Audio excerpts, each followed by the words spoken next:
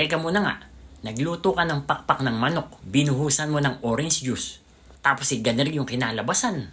Palagay ko masisiyahan ay erin na. 1 kilo. Pakpak ng manok, tinanggal natin yung mga winglet. Sa isang pot, ilagay mo. At bubuhusan nga natin yan ng orange juice. Maliit na bote lang naman rin nabili ko sa tindahan. Tatakpan, pakukuluan, hanggang sa yan ay matuyuan.